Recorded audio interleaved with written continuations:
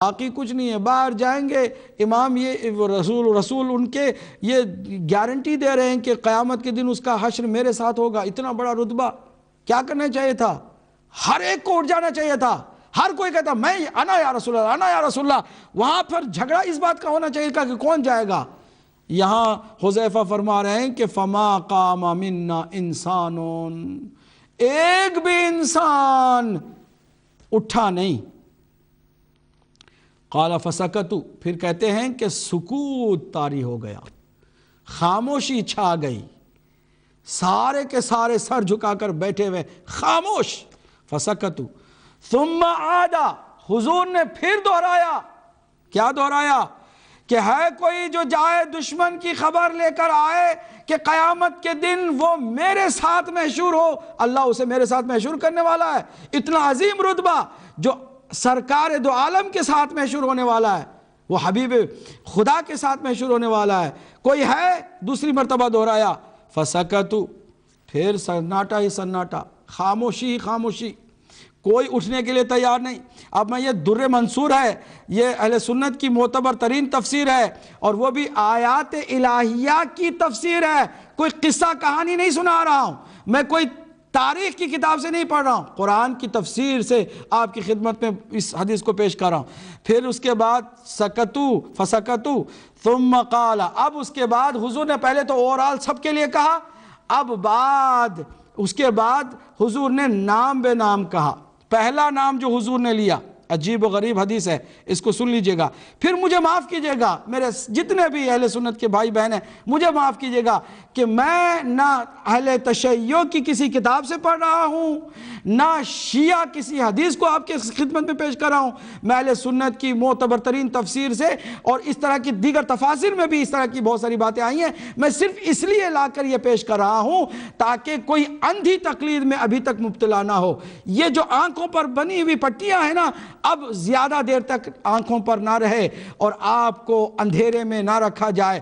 آپ کے سامنے دودھ کا دودھ پانی کا پانی ہو جائے اور روشن حق آپ کے سامنے ظاہر ہو جائے. ذرا دیکھیے، ثم قال، حضور نے فرمایا. اب سب کو تو جنرل کہا تھا نا، کوئی نہیں اٹھا. اب اس کے بعد نام بے نام، پہلا نام لیا. قال یا ابا بکر، اے ابو بکر آپ اٹھیں، آپ جائیں. جانتے ہیں کہ حضرت ابو بکر نے اس کے جواب میں کیا کہا؟ ثم قال استغفر اللہ ورسولہ، میں اللہ اور اس کے رسول سے استغفار چاہتا ہوں. یعنی معذرت کر لی، اٹھے نہیں، بیٹھے رہے. حضور نے فرمایا ثم قال ان شئت ذهبت، اگر چاہتے تو جا سکتے تھے، لیکن نہیں، معذرت کر لی، سر جھکا کے بیٹھ گئے. فقال یا عمر، اب اس کے بعد حضرت عمر سے خطاب کیا جا رہا ہے. اللہ کے نبی فرما رہے اے عمر آپ یہ کام کر ڈالیے، اٹھیے. فقال استغفر اللہ ورسولہ، انہوں نے بھی معذرت کر لی، اللہ اور اس کے رسول سے استغفار چاہتا ہوں، یعنی میں یہ کام نہیں کر سکتا، بیٹھے رہے. ثم قال، پھر اس کے بعد حضور نے فرمایا یا حذیفہ، ہم سلام کرتے ہیں حذیفہ کو، ہم رضی اللہ تعالی عنہ ہی نہیں بلکہ حذیفہ کو سلام اللہ علیہ بھی کہہ سکتے ہیں، کیونکہ اللہ کے نبی کے اس حکم کو فوراً ہی انہوں نے لبیک کہتے ہوئے مان لیا. کہتے ہیں ثم قال یا حذیفہ فقلت لبیک، میں نے کہا لبیک. حذیفہ فرما رہے میں نے کہا لبیک یا رسول اللہ. فقمت، اور میں کھڑا ہو گیا. حتی اتیت، یہاں تک کہ میں نے خبر لائی دشمن کی، جا کر کے ٹھنڈی رات میں نکل کے باہر. لیکن ٹھنڈ کا کیا عالم ہے وہ بھی بیان کریں کہ وَإِنَّ جنبیا لیضربان من البرد، ٹھنڈ سے میرے یہ دونوں کاندھے کانپ رہے تھے. فمسح راسی ووجہی، حضور نے میرے سر اور میرے چہرے پر دست شفقت پھیرا. ثم قال، اس کے بعد فرمایا ائت ہؤلاء القوم حتی تأتینا بخبرہم، جاؤ اور اس قوم کی خبر لے کر آؤ. ولا تحدث حدثا حتی ترجع، جب تک کہ تم لوٹ نہ آؤ کسی سے گفتگو نہ کرو، کوئی بات نہ کرو۔ یہ ایک طریقہ ہوتا ہے خبر لانے والے کو سمجھانے کا۔ ثم قال، اس کے بعد اللہ کے نبی نے ہاتھوں کو اٹھا کر کے حذیفہ کے حق میں دعا کی۔ قربان جائیں ہماری جانیں ان صحابہ کرام پر کہ جو نبی مکرم کی ہر بات پر لبیک کہتے تھے، چون و چرا نہیں کرتے تھے، لے تو لال نہیں کرتے تھے، اپنی جان بچانے کی خاطر رسول اللہ کے حکم کی تعمیل سے نہیں کتراتے تھے۔ قربان جائیں ان صحابہ کرام کی قدموں پر ہمارے سر اور ہماری جانیں کہ جنہوں نے رسول اللہ کی وفاداری کا حق ادا کیا اور رسول اللہ کی تابعداری میں آگے بڑھتے رہے۔ ہم کیوں کسی کو برا کہیں؟ لوگ کہتے ہیں کہ ہم گستاخ صحابہ ہیں۔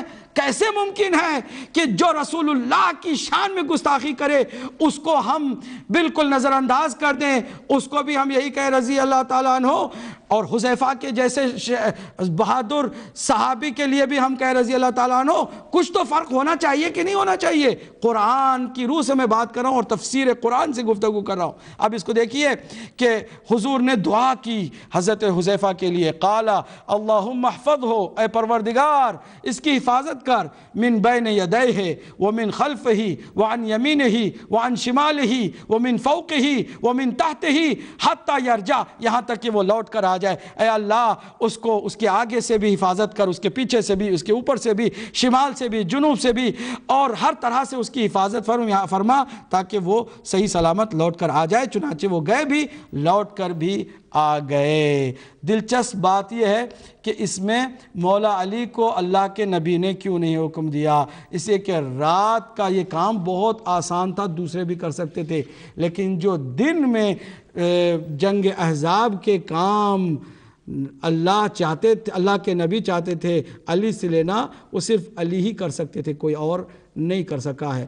اب یہ تو جنگ سے پہلے کی بات ہے نا، جنگ کے وقت بھی اللہ کے نبی نے اسی طرح پوچھا۔ عمرو بن عبدود جب آیا تھا للکارتا ہوا، رجس پڑتا ہوا، خندق کو پھاند کے آیا تھا، اور آپ وہ جو تاریخ میں قصے ہیں اور جو تاریخ میں پورا واقعہ ہے جنگ خندق کا، اس کو ضرور پڑھ لیجئے گا کہ کوئی اٹھنے کے لیے تیار نہیں، بار بار علی مرتضیٰ اٹھتے ہیں، رسول بٹھا دیتے ہیں، کسی اور کو بھی موقع دیں تاکہ بعد میں کوئی ایسے ہی بہادر بننے کا شوق ظاہر نہ کرے کہ اگر مجھے بھی کہتے تو میں بھی وہی کام کرتا۔ ہر ایک کو موقع دیا، جب کوئی نہیں اٹھا تو آخر کار مولا علی علیہ السلام کو ہی بھیجنا پڑا، اور بھیجتے ہوئے اللہ کے نبی نے عجیب و غریب جملے ارشاد فرمائے، اور تمام اہل سنت کی کتاب کتب حدیث میں موجود ہے کہ فرمایا آج ایمان اپنے پورے شباب کے ساتھ کل ایمان کل کفر کے مقابل میں جا رہا ہے۔ علی کو کل ایمان قرار دیا، اور آنے والا عمرو بن عبدود تمام کفر کی نمائندگی کرتا ہوا آ رہا تھا، اسے کل کفر کا خطاب دیا۔ پھر اس کے بعد جب وہ ضربت کہ جس ضربت سے اسلام کو عزت ملی اور صحابہ کرام کی جان میں جان آئی، اور ان کے چہرے جو فق ہو گئے تھے ان کے چہروں پر کسی حد تک رونق پیدا ہوئی، اس ضربت کو سننے کے بعد حضور نے فرمایا ضربت علی یوم الخندق افضل من عبادت الثقلین، ایک ضربت روز خندق کی علی مرتضیٰ کے ہاتھ سے وہ عبادت ثقلین سے افضل اور بھاری ہے۔ بہرحال ناظرین، میں اس پر آج اکتفا کرتا ہوں۔ اس سے کیا نتیجہ ہم نے نکالا؟ ہمیں صرف اور صرف قرآن اور سنت میں جو باوفا صحابی ہیں ان کی عظمت کا خیال رکھنا ہے۔ ان کے احترام میں جو کمی لائے گا وہ اسلام کے دائرے سے خارج ہے۔ وہ اگر باوفا صحابہ کے خلاف بولے گا تو خود بے وفا کہلائے گا، گمراہ کہلائے گا۔ لیکن جو رسول اللہ کے زمانے میں آئے، منافقین بھی تھے، مجرم